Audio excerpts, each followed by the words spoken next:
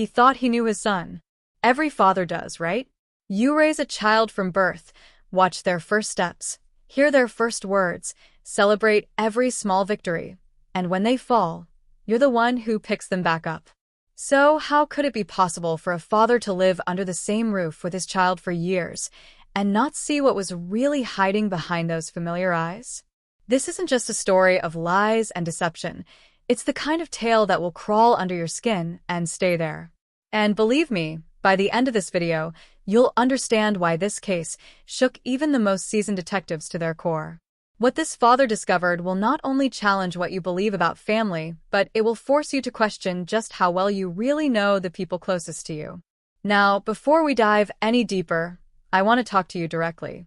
Because you're not just a viewer, you're a part of this unfolding mystery now. You're here because the title pulled you in, right? You saw those words. Father learns his son's true nature in a shocking discovery, and you had to know what happened. What could possibly be so disturbing, so unimaginable, that a father would be left shattered and speechless? Well, let me make a promise to you. If you stay with me until the very end, you'll get the answer you're searching for. And not only that, you'll come away feeling like you lived through the nightmare right alongside him. This isn't just about telling a story. It's about pulling you in, giving you a front-row seat to a real-life psychological descent into horror, and keeping you there until the very last breath of truth is revealed. So lean in. Take a deep breath. This story isn't going to let go of you easily. Because what begins as a seemingly ordinary life, quiet, suburban, even peaceful, soon transforms into something so dark and so twisted that it could haunt your thoughts long after the video ends. This is a case layered with emotion, deception, guilt, and the unspoken horrors that can grow in the shadows of a home. As we peel back the layers of this haunting tale, you'll meet a father who did everything right, or so he believed. A hardworking, deeply devoted man who loved his son unconditionally, blindly even. A man who once proudly introduced his son to neighbors, teachers, family friends, never knowing the real person standing next to him. And then there's the son. Quiet. Smart. Maybe a little odd, but harmless. Or at least that's what everyone said. He had secrets. Small ones at first, the kind every kid has. But behind closed doors, those secrets started to grow like rot behind drywall, hidden from view until the entire structure is ready to collapse. What happens when a child learns how to lie so well that even their own parent can't tell the difference between truth and fiction? When manipulation becomes second nature and cruelty is cloaked in charm. You're about to find out. This story is not just another true crime case. It's a deep dive into the psychology of a disturbed young mind and the heartbreaking consequences of denial, trust, and love misplaced. As the father begins to suspect something is wrong, he brushes it off, convincing himself it's just a phase. Maybe his son is acting out, rebelling like any other teenager. But with each small incident, each red flag, something inside him begins to twist. And when the truth finally breaks through the surface, it doesn't come as a gentle realization. It hits like a freight train. One moment, he thinks he's saving his son. The next, he's realizing he might be trying to save everyone else from him. The atmosphere of this story is suffocating. The tension builds with every revelation. There's a heaviness in the air, the kind that makes even the most normal family dinner feel like a setup for disaster. And throughout it all, there's this gnawing question that refuses to go away. How did no one see it coming? This wasn't just a bad decision or a tragic accident. It was something far more calculated. Something planned. And as we follow the father's desperate journey from confusion to horror, from love to disbelief, we begin to see how easy it is to overlook the truth when it's too painful to face. I know you're probably feeling something already, maybe a tightness in your chest or a pit in your stomach. That's not by accident. That's the weight of truth pressing in. And that's why I need you to stay with me. Because this isn't just about what happened, it's about why it happened. It's about the warning signs that were missed, the cries for help that went unheard, and the chilling final moments that no one could have prepared for. So if you've ever wondered what darkness can hide in plain sight, or how love can blind even the wisest among us, you're in the right place. We're about to explore every shadow, every clue, every hidden moment that led to a discovery so shocking it changed one man's life forever and left a trail of devastation that couldn't be undone. And just when you think you've heard the worst of it, just when you believe the puzzle is solved, that's when you'll realize the most disturbing part wasn't what the son did. In the weeks leading up to the father's terrifying discovery, everything seemed deceptively normal. That's what made it all so haunting in retrospect, how ordinary life felt. The school drop-offs, the weekend movie nights, the way his son still called out, "Love you, Dad," before bed. Nothing screamed danger. Nothing looked like a warning. In fact, if you asked neighbors or coworkers at the time, they would have said the father was doing great. He'd recently taken on a new project at work, something that gave him a fresh sense of purpose after a few rocky years following his divorce. His son, now a high school senior, was preparing college applications, holding down a part-time job at a local grocery store, and even volunteering at a nearby shelter. It was the kind of picture you'd find on a feel-good family blog, until the frame cracked, and what lay beneath it was far from comforting. To understand what went wrong, you have to start by understanding the father himself. Let's call him Richard. A quiet, thoughtful man in his early 50s who never wanted much more than stability, peace, and to raise a decent human being. After the marriage ended, Richard got full custody of his son, which he took as both a blessing and a personal challenge. He devoted himself entirely to being a good parent, maybe too much. He monitored screen time, signed off on homework, attended every parent-teacher conference. He was proud when his son got into advanced math, when he scored high on standardized tests, and especially proud when he got hired at that grocery store, even if it was just bagging groceries. In Richard's eyes, those were signs he was raising someone kind, respectful, responsible. But pride has a funny way of distorting perception. It makes you see what you want to see and ignore everything else. Looking back, Richard would later remember small moments that didn't quite add up. The way his son always seemed just a little too quiet after coming home from work, how he avoided eye contact when asked about his day. He chalked it up to teenage mood swings, normal growing pains, but what he didn't see were the cracks forming just beneath the surface.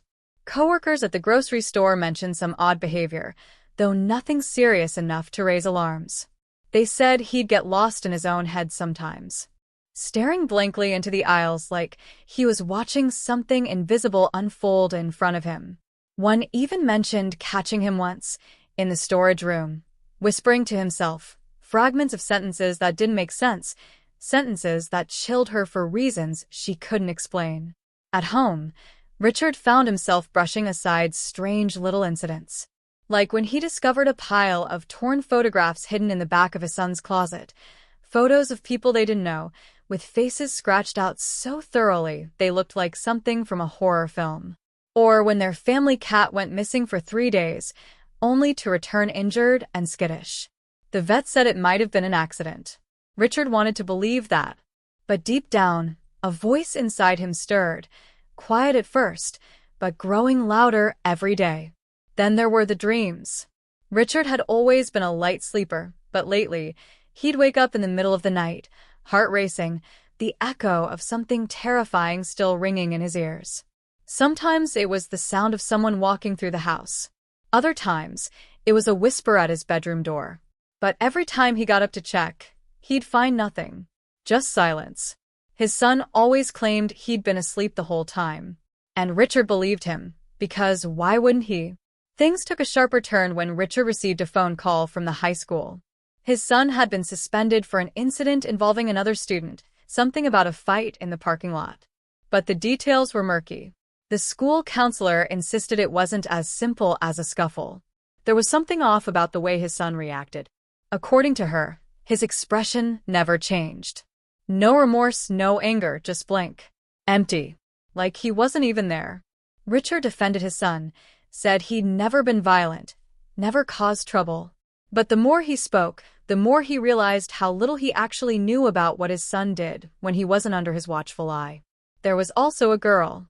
Her name was Kayla, a classmate his son had been spending time with after school. Richard hadn't met her, but he'd seen her name pop up on his son's phone a few times. When he asked about her, his son grew strangely defensive, saying it was nothing serious, just someone from study group. But then Kayla stopped calling, and Richard noticed his son started sleeping with the phone under his pillow, keeping it on silent at all times. One night, unable to shake the unease, Richard tried checking the phone, only to find it locked with a new passcode. Still, nothing concrete had happened yet. No big revelation. Just a growing fog of suspicion and dread surrounding a boy who no longer felt like a boy at all. A boy whose laugh felt rehearsed, whose eyes felt empty. Richard began confiding in a coworker, a friend he trusted deeply. She suggested maybe the stress of parenting alone was making him see things that weren't there. Maybe he needed a break. Maybe the pressure was getting to him. And Richard wanted to believe her.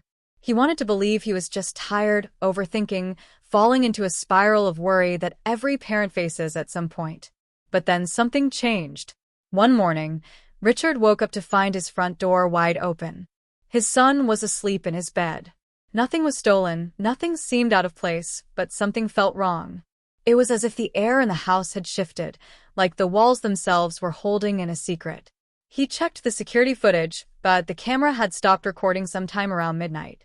Later that day, when he tried talking to his son about it, the boy smiled, not with comfort or concern, but with something else, something unreadable. And for the first time since he became a father, Richard felt afraid. Still, was it enough to suspect something terrible? Could these disjointed events really point to something darker, or was he falling victim to his own imagination? Maybe Kayla had just moved on. Maybe the fight at school was a misunderstanding. Maybe the cat really had just gotten into trouble outside. There were a dozen ways to explain away every red flag, each one more convenient than the last. But when Richard finally stumbled on the first real clue, something tangible, something he couldn't explain away, he knew he couldn't keep lying to himself. He found it by accident, tucked behind the furnace in the basement, inside a small locked box. What was inside would not only confirm his worst fears, but unravel everything he thought he knew about his son's mind. And yet, that box wasn't even the worst part, because what came after that made everything before it look like child's play. When Richard finally pried open that old metal lockbox, his hands were shaking so badly he could barely hold the lid. Inside, he didn't find drugs or weapons like his paranoid mind had feared. What he found was worse. Tucked in among notebooks filled with disturbing sketches and coded writings were several items that stopped his heart cold: a girl's broken necklace, a keycard from a motel on the outskirts of town, and a phone that wasn't his son's current one. It was an older model, one he hadn't seen before, but still powered on. What played on the screen when he unlocked it was nothing short of a nightmare: grainy video clips, some of which showed people Richard didn't recognize. Others?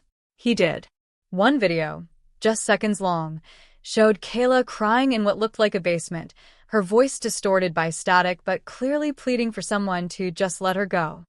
Richard dropped the phone. His knees gave out. Whatever truth he thought he was ready for, it wasn't this. He wanted to call the police right then and there. But something stopped him. A flicker of doubt. What if he was wrong? What if this wasn't what it looked like? But more than that, what if calling the police would destroy whatever chance he had left to understand what the hell was going on inside his son's head? He needed more answers. Needed to know if this was some sick prank, if someone was trying to set his son up, or if the truth was so much darker than he'd ever imagined. That's when he decided to go back through the footage on the mysterious phone. Only, when he picked it up again, the screen was black. No power. He tried charging it. Nothing.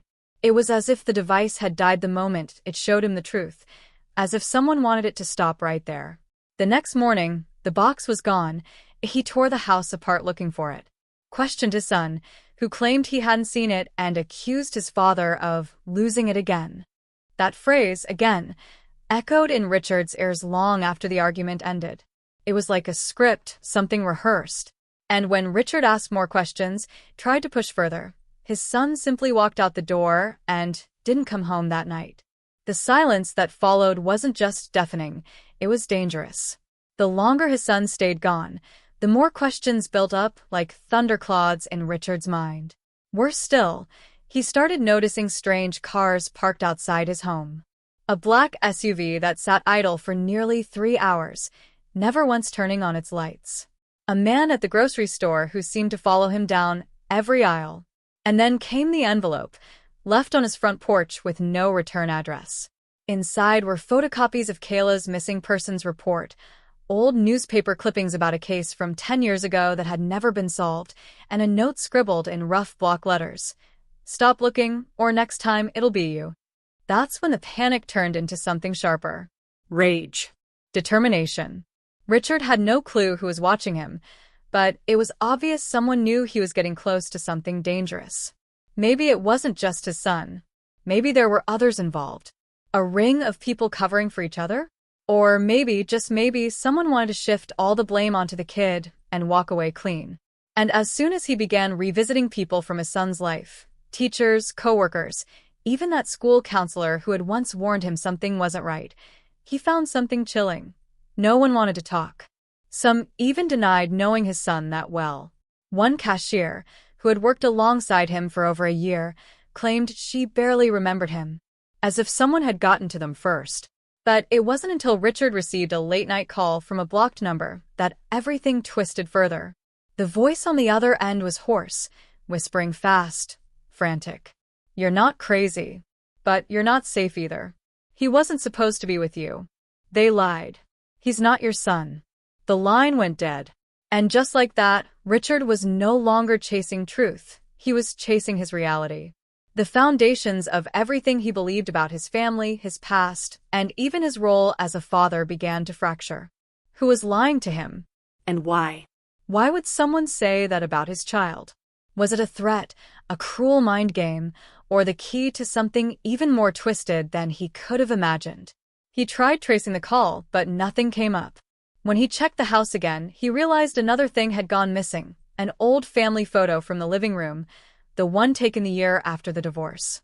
Only this time, he noticed something odd. The picture frame was still there, but the photo had been cut from inside, clean and precise. And the face missing from the image was his son's. "You said."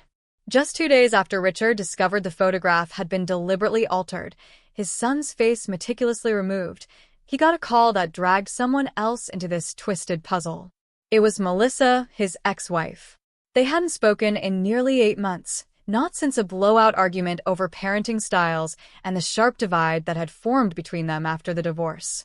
But her voice on the phone was raw, tight with panic, stripped of any of the bitterness that usually hung between them like a storm cloud.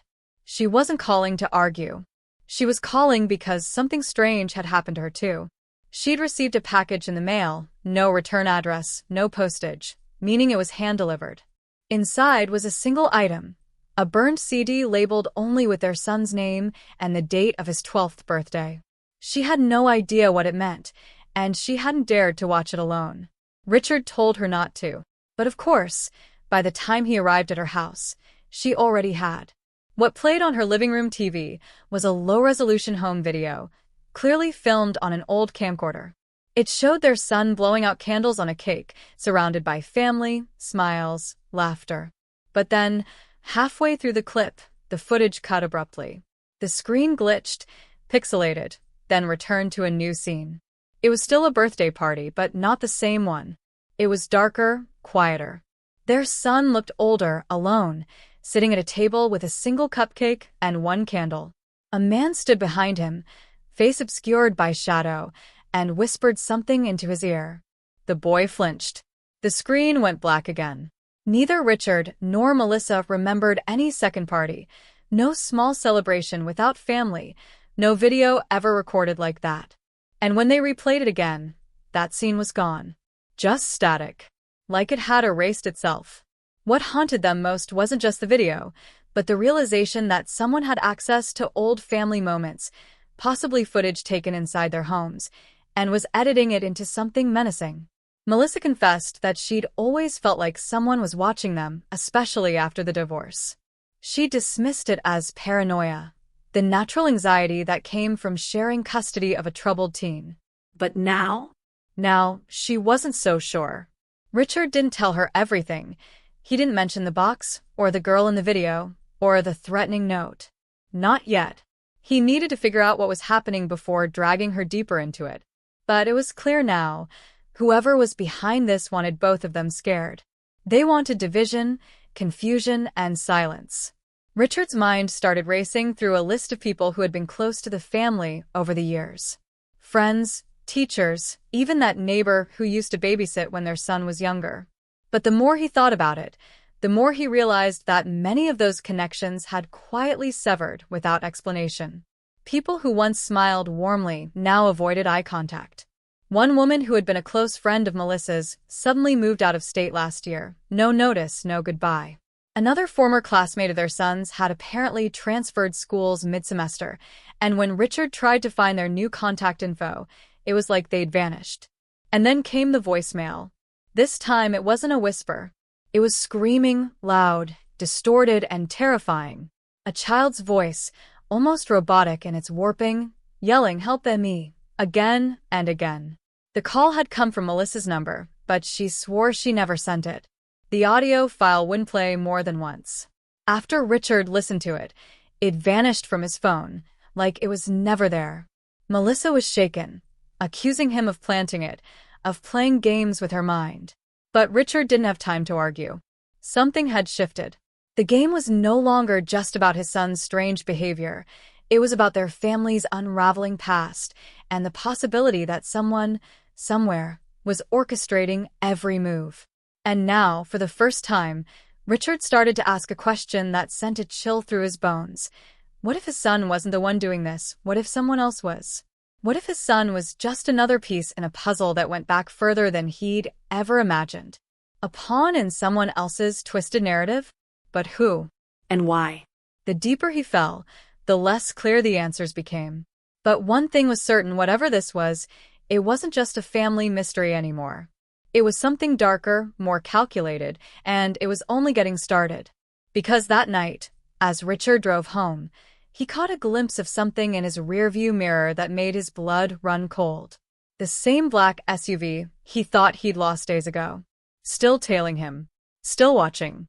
Only this time, when he pulled over to confront it, the vehicle didn't speed off like before. It stopped. Waited. And then the driver's side window slowly rolled down. A hand emerged, holding up the missing family photo. The version with his son's face still intact. The silence that followed was unbearable. Richard couldn't stop thinking about that name, the way the voice said it like a warning wrapped in a threat. He jumped online, scouring social media, school records, anything that could help him find Jared or his family. But there was nothing. No current address, no photos, no mentions, not even old ones. It was like the boy had been erased. His digital footprint scrubbed clean. Richard knew it wasn't a coincidence. Someone was making sure the past stayed buried. But why bring it up now? What did Jared have to do with any of this? That night, Richard barely slept. The shadows in his house felt longer, heavier. Even the sound of the fridge clicking on made him jump. When he finally did drift off, it was to dreams that twisted into nightmares. He saw his son sitting in that empty room again, the one from the corrupted video. Only this time, he wasn't alone. Jared was there too, but older, unfamiliar. And behind them stood the shadowy figure from before, whispering something Richard couldn't hear. When he tried to get closer, the scene melted away like static, and he woke up drenched in sweat. By morning, things had gone from disturbing to devastating. Richard tried calling Melissa, no answer. He tried again and again. Nothing. Finally, on the fifth attempt, a stranger picked up. It was a sheriff's deputy from a county several hours north. He informed Richard that Melissa's car had been found abandoned on a service road, near a forested area. The driver's side door was open, keys still in the ignition, and a child's backpack had been placed deliberately on the passenger seat. No sign of Melissa. No sign of her phone. The deputy said it looked like she had simply vanished. Richard's heart sank. They hadn't even been on speaking terms a few weeks ago, but none of that mattered now. Someone had taken her, or worse. The pieces were no longer scattered, they were multiplying. Disappearing people, scrubbed memories, altered images, and now direct threats. And through it all, the one constant remained: his son. A quiet, Troubled teenager who may or may not be the center of a mystery larger than anything Richard could comprehend. He didn't know what his son knew. He didn't even know if his son was aware of what was unfolding. But one thing was clear: whoever was behind this was targeting everyone connected to him, and they were doing it with surgical precision. They were playing with timelines, with memories, with trust. They wanted Richard to feel alone, cornered, helpless. But the scariest part wasn't that Richard didn't have answers. It was that, deep down, he was starting to suspect the one person he thought he knew best might be hiding something even darker than he'd imagined. Because as he stared at that photo once again, he noticed something he hadn't seen the first time. In the far corner, behind the blurred background, was a faint reflection in a glass door. A reflection of someone taking the photo. And it wasn't him. The sun had barely broken the horizon when Richard got the call that shattered everything. It came from a burner phone. Untraceable, no caller ID, and the voice on the other end wasn't the cold, calculated one that had threatened him before. This one was trembling, raw, and almost familiar. It was Melissa. She was alive. Her voice cracked as she spoke, and Richard could hear the panic in every breath she took. She didn't have much time, she said, and what she had to tell him would change everything. At first, he thought she had been taken, kidnapped, maybe tortured, but what she revealed next hit him harder than anything he'd ever prepared for. She hadn't been taken. She had run, disappeared on purpose. And not because of fear, but guilt. Melissa's voice trembled as she admitted it wasn't just Richard who had been in the dark. She had known something was wrong with their son years ago, but chose not to tell him. It started with small things: unsettling drawings, late-night whispers, locked notebooks hidden in air vents. But it escalated. Animals went missing around their neighborhood. A child from school broke his arm during a sleepover after falling down the stairs. At least, that's what their son claimed. But Melissa had found the security footage on their old nanny cam, hidden in a stuffed animal no one remembered buying. The child hadn't fallen. He'd been pushed. Hard. And their son had stood over him with a blank expression, watching him cry, showing no emotion. No remorse. Melissa had deleted the footage, scared of what it might mean for their future. Scared of what it meant about their son. Richard stood frozen in his kitchen as her voice cracked through the speaker, as if the air itself had gone thick with betrayal. She confessed that she'd gone to a private psychologist without telling Richard, desperate for answers, terrified of what she might learn. The psychologist, Dr. Harlan Morris, had been alarmed by the behavioral patterns and suggested something unthinkable: a rare form of antisocial personality disorder developing at a dangerously young age. Melissa had panicked. She didn't want her son institutionalized. She didn't want Richard to see their child as a monster. So, she did the unthinkable: she buried it. She erased the files. She cut contact with the psychologist. And when Jared went missing shortly, Richard didn't sleep that night. He sat in the dark, replaying Melissa's words over and over, staring at the baby monitor he had found in the attic just days ago, another old relic from the past, except this one had a micro SD card still in it. When he finally gathered the courage to insert it into his laptop, the screen came alive with grainy, black and white footage from years ago, nights long buried and forgotten. There was Jared, maybe 8 years old, sitting perfectly still on the edge of his bed, staring straight into the camera lens, as if he knew it was watching him. But it wasn't the eerie stillness that broke Richard. It was the next clip. The one where Jared, unsupervised and expressionless, walked into the garage in the middle of the night, dragging something behind him. A cat. Melissa's cat. The same one they told Jared had run away. Richard had believed it. Melissa hadn't. She knew. The weight of betrayal pulled at him like a vice. Everything suddenly became two-sided. Every sweet smile Jared gave him, every bedtime story, every lost pet, every unexplained bruise. Richard had thought he was raising a child with empathy, a child who'd been deeply hurt by his mother's sudden disappearance. But what if Melissa hadn't vanished in fear of Jared getting hurt? What if she'd fled because she realized Jared was the one causing the hurt? Still, even with the horror staring him in the face, Richard needed answers. He tracked down Dr. Harlan Morris, whose number he found scribbled in the margins of an old planner Melissa had left behind. The man was retired, but after hearing Richard's name, he agreed to meet, on one condition. Richard had to come alone. No police. No recordings. Just truth. The next day, as Richard prepared to leave, Jared stood at the door watching him.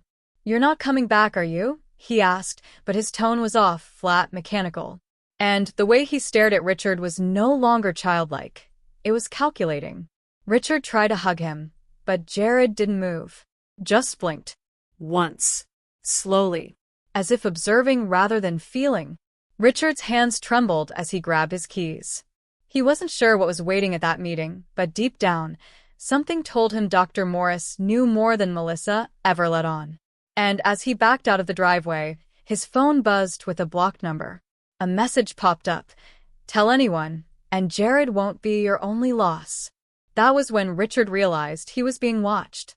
And whoever was watching knew everything. Now, Richard had a choice.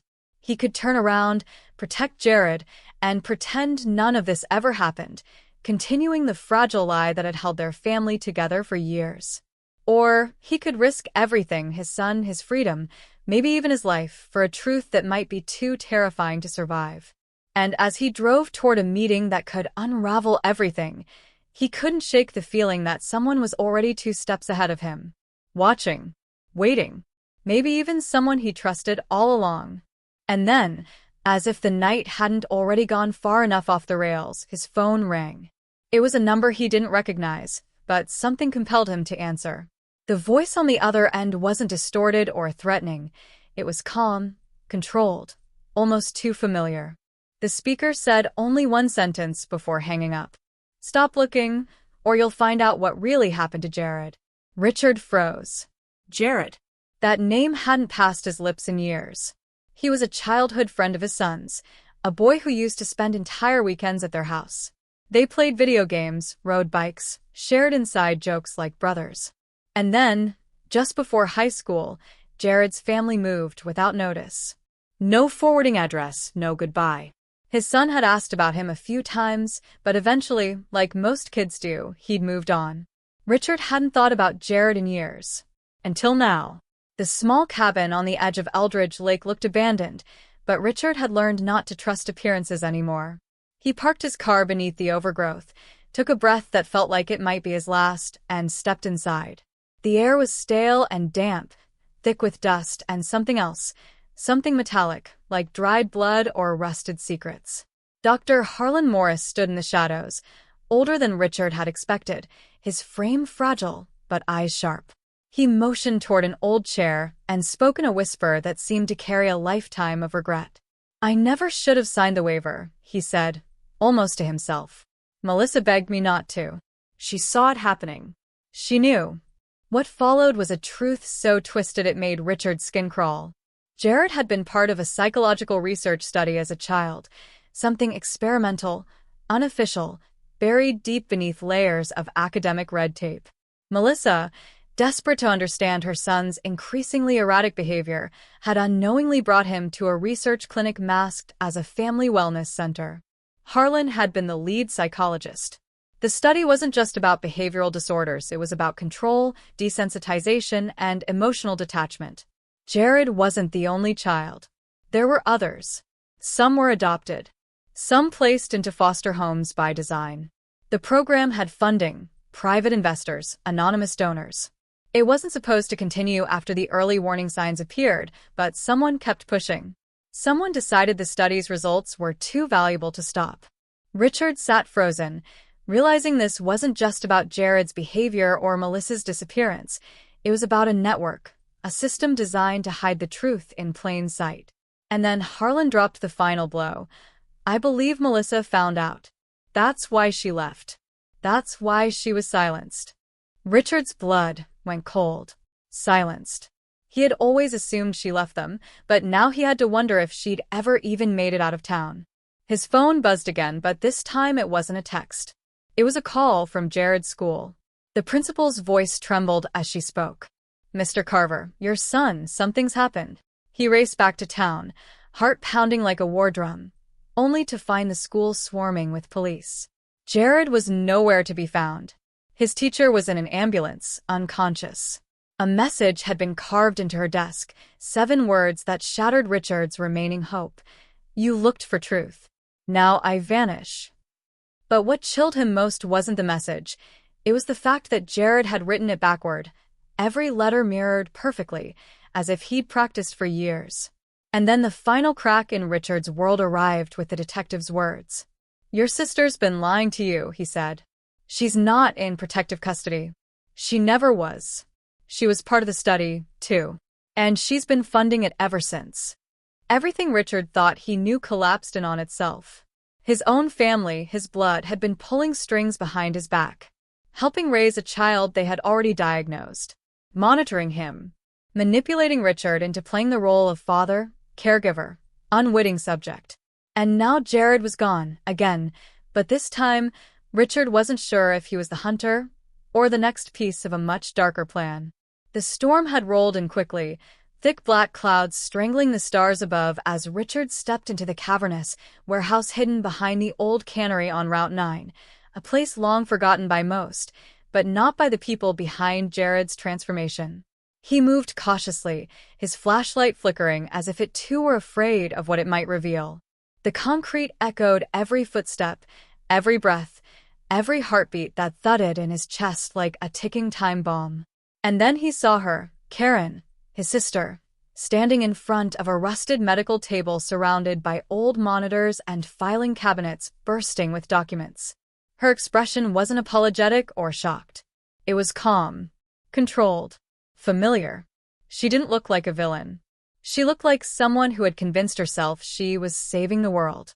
I wanted to tell you, she said quietly, but the lie rang louder than thunder. But you were too close. If you had known, you would have stopped it. And we needed Jared to complete the cycle. He was the most advanced subject we had. We thought you could keep him stable. Richard felt his knees buckle, rage and betrayal wrestling inside him until he could barely breathe. He's your nephew, Karen. He trusted you. I trusted you. But she didn't flinch. Instead, she pulled out a folder, one marked with his name, not Jared's. Inside were pages of psychological assessments, behavior maps, even footage of their home, secretly recorded, documented, analyzed. He hadn't just been Jared's guardian. He had been an unknowing participant, a controlled variable in an experiment decades in the making. Suddenly, a screen blinked on behind her, showing a live feed of a room Richard didn't recognize until he saw the old teddy bear in the corner. It was Jared's. And Jared was sitting in the middle of the room, silent, staring into the camera with an expression Richard had never seen before. Not angry, not scared, Blank. emotionless. Karen whispered, He's not lost, Richard. He's evolving. And so are we. That was when the lights cut out. The screen went dark. And then the blast of sound, a fire alarm or something far worse, shattered the silence. From behind a partition, Jared emerged, taller than Richard remembered, paler, older somehow, though it had only been days. He moved with precision, like someone trained to erase emotion from movement. Richard stepped forward, voice trembling. Jared, it's me. It's Dad. For a moment, the boy's eyes flickered. Something real, something scared, peeked through the mask. But then Karen said his name, and just like that, the light was gone again. Richard lunged at her, knocking her to the floor as the warehouse erupted in chaos. Sirens blared outside. Someone had called in a break-in, or maybe a raid. Karen fought back with surprising strength, shrieking about the research, the legacy, the future. But Richard wasn't listening. He grabbed the USB drive from the console next to her and bolted toward the exit with Jared trailing behind him, silent, fast, and almost inhuman. Outside, he didn't make it far before the tires squealed and unmarked vans pulled up, flooding the street with masked agents who moved like shadows. Richard shouted, You don't understand. He's just a child. But they weren't listening to him. They weren't even looking at Jared. They were looking at him. One agent raised a tranquilizer gun and whispered, Target acquired. And just like that, the game changed again. The moment Richard saw the photo in the stranger's hand, his son's face perfectly visible, staring directly into the camera like he knew what was coming. Something shifted inside him. It wasn't fear exactly. Fear had come earlier, in flickers and fragments. What he felt now was deeper, heavier, the kind of dread that fills your chest when you realize you've wandered too far into something you can't walk back from. The black SUV didn't wait long. As quickly as the window rolled down, it went back up, and the vehicle slipped into the darkness without a sound. But it didn't matter. Richard didn't need a license plate or a clear view of the driver. The message had been delivered, and it was loud enough to echo in his bones. Someone had been watching all along, and they weren't just playing games anymore. By the time Richard made it home, his nerves were frayed beyond recognition. Every noise outside the window felt like footsteps, every flash of headlights through the blinds like a camera flash capturing his movements. He sat in the kitchen long after midnight, clutching the edge of the table with white knuckles, trying to process what the hell he was really dealing with. That photo, restored, taunting him, meant someone had the original, unedited version. Someone had been inside his life for far longer than he'd known. The questions started clawing at him, relentless and suffocating. Why was his son's face removed in the first place? Who took that photo? Why return it now? What were they trying to say? And then it hit him. He wasn't the one exposing the conspiracy. He was the final subject. Jared had been the decoy all along.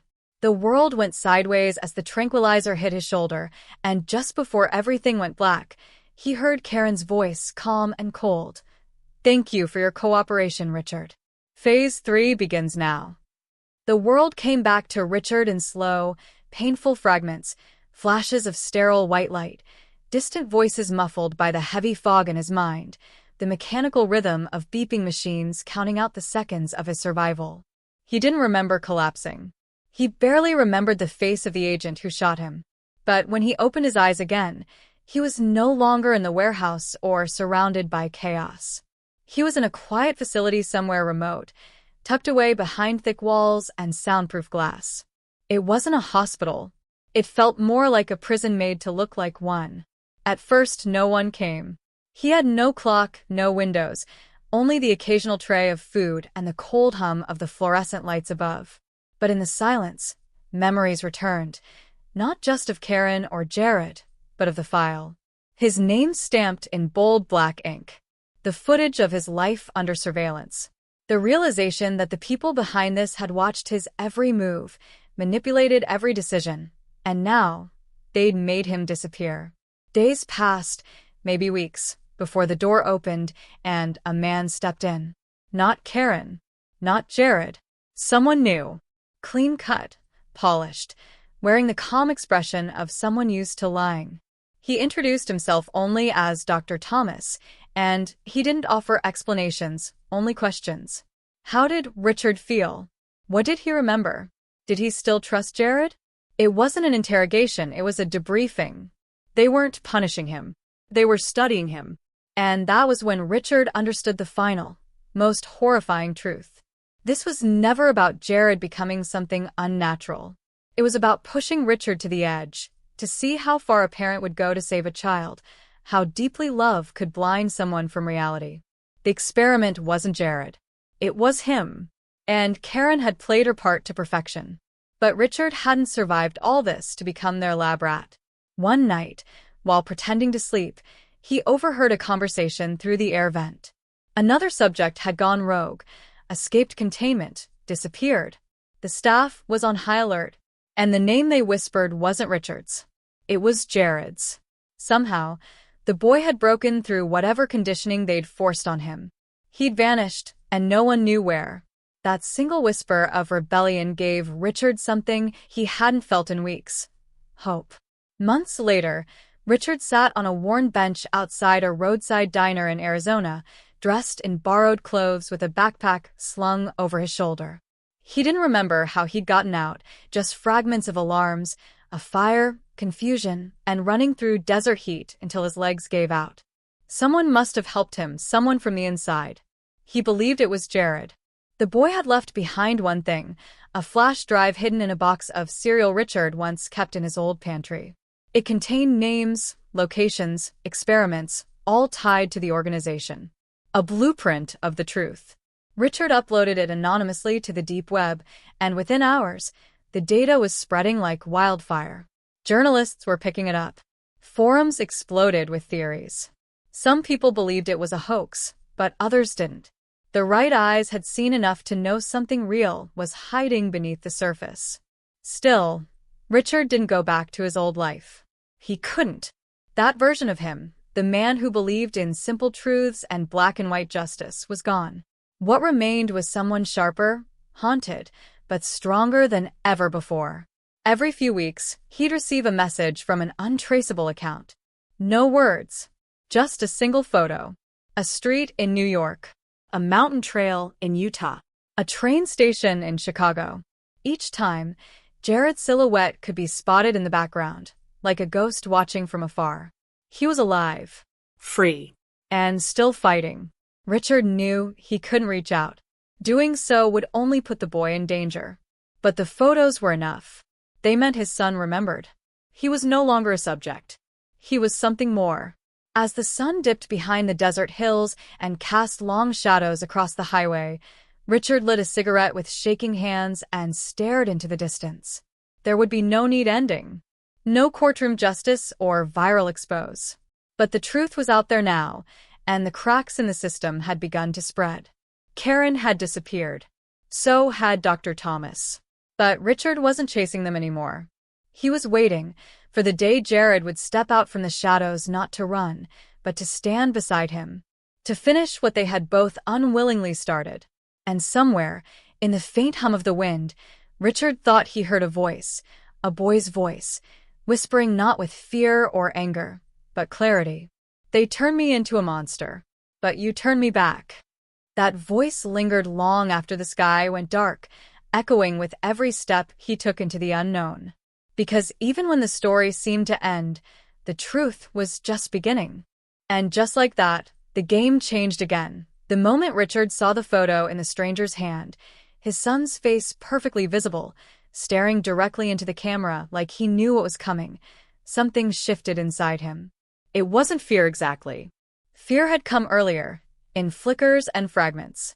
What he felt now was deeper, heavier, the kind of dread that fills your chest when you realize you've wandered too far into something you can't walk back from. The black SUV didn't wait long. As quickly as the window rolled down, it went back up, and the vehicle slipped into the darkness without a sound. But it didn't matter. Richard didn't need a license plate or a clear view of the driver. The message had been delivered, and it was loud enough to echo in his bones. Someone had been watching all along, and they weren't just playing games anymore. By the time Richard made it home, his nerves were frayed beyond recognition. Every noise outside the window felt like footsteps, every flash of headlights through the blinds like a camera flash capturing his movements. He sat in the kitchen long after midnight, clutching the edge of the table with white knuckles, trying to process what the hell he was really dealing with. That photo, restored, taunting him, meant someone had the original, unedited version. Someone had been inside his life for far longer than he'd known. The questions started clawing at him, relentless and suffocating. Why was his son's face removed in the first place? Who took that photo? Why return it now? What were they trying to say? And then it hit him. He wasn't the one exposing the conspiracy. He was the final subject. Jared had been the decoy all along. The world went sideways as the tranquilizer hit his shoulder, and just before everything went black, he heard Karen's voice, calm and cold. "Thank you for your cooperation, Richard. Phase 3 begins now." The world came back to Richard in slow, painful fragments, flashes of sterile white light, distant voices muffled by the heavy fog in his mind, the mechanical rhythm of beeping machines counting out the seconds of his survival. He didn't remember collapsing. He barely remembered the face of the agent who shot him. But when he opened his eyes again, he was no longer in the warehouse or surrounded by chaos. He was in a quiet facility somewhere remote, tucked away behind thick walls and soundproof glass. It wasn't a hospital. It felt more like a prison made to look like one. At first, no one came. He had no clock, no windows, Only the occasional tray of food and the cold hum of the fluorescent lights above. But in the silence, memories returned, not just of Karen or Jared, but of the file. His name stamped in bold black ink. The footage of his life under surveillance. The realization that the people behind this had watched his every move, manipulated every decision, and now they'd made him disappear. Days passed, maybe weeks, before the door opened and a man stepped in. Not Karen, not Jared. Someone new, clean-cut, polished, wearing the calm expression of someone used to lying. He introduced himself only as Dr. Thomas, and he didn't offer explanations, only questions. How did Richard feel? What did he remember? Did he still trust Jared? It wasn't an interrogation, it was a debriefing. They weren't punishing him. They were studying him. And that was when Richard understood the final, most horrifying truth. This was never about Jared becoming something unnatural. It was about pushing Richard to the edge, to see how far a parent would go to save a child, how deeply love could blind someone from reality. The experiment wasn't Jared. It was him. And Karen had played her part to perfection. But Richard hadn't survived all this to become their lab rat. One night, while pretending to sleep, he overheard a conversation through the air vent. Another subject had gone rogue, escaped containment, disappeared. The staff was on high alert, and the name they whispered wasn't Richard's. It was Jared's. Somehow, the boy had broken through whatever conditioning they'd forced on him. He'd vanished, and no one knew where. That single whisper of rebellion gave Richard something he hadn't felt in weeks. Hope. Months later, Richard sat on a worn bench outside a roadside diner in Arizona, dressed in borrowed clothes with a backpack slung over his shoulder. He didn't remember how he'd gotten out, just fragments of alarms, a fire, confusion, and running through desert heat until his legs gave out. Someone must have helped him, someone from the inside. He believed it was Jared. The boy had left behind one thing, a flash drive hidden in a box of cereal Richard once kept in his old pantry. It contained names, locations, experiments, all tied to the organization. A blueprint of the truth. Richard uploaded it anonymously to the deep web, and within hours, the data was spreading like wildfire. Journalists were picking it up. Forums exploded with theories. Some people believed it was a hoax, but others didn't. The right eyes had seen enough to know something real was hiding beneath the surface. Still, Richard didn't go back to his old life. He couldn't. That version of him, the man who believed in simple truths and black and white justice, was gone. What remained was someone sharper, haunted, but stronger than ever before. Every few weeks, he'd receive a message from an untraceable account. No words, just a single photo. A street in New York. A mountain trail in Utah. A train station in Chicago. Each time, Jared's silhouette could be spotted in the background, like a ghost watching from afar. He was alive. Free. And still fighting. Richard knew he couldn't reach out. Doing so would only put the boy in danger. But the photos were enough. They meant his son remembered. He was no longer a subject. He was something more. As the sun dipped behind the desert hills and cast long shadows across the highway, Richard lit a cigarette with shaking hands and stared into the distance. There would be no neat ending. No courtroom justice or viral expose. But the truth was out there now, and the cracks in the system had begun to spread. Karen had disappeared. So had Dr. Thomas. But Richard wasn't chasing them anymore. He was waiting for the day Jared would step out from the shadows, not to run, but to stand beside him, to finish what they had both unwillingly started. And somewhere, in the faint hum of the wind, Richard thought he heard a boy's voice, whispering not with fear or anger, but clarity. "They turned me into a monster, but you turned me back." That voice lingered long after the sky went dark, echoing with every step he took into the unknown. Because even when the story seemed to end, the truth was just beginning.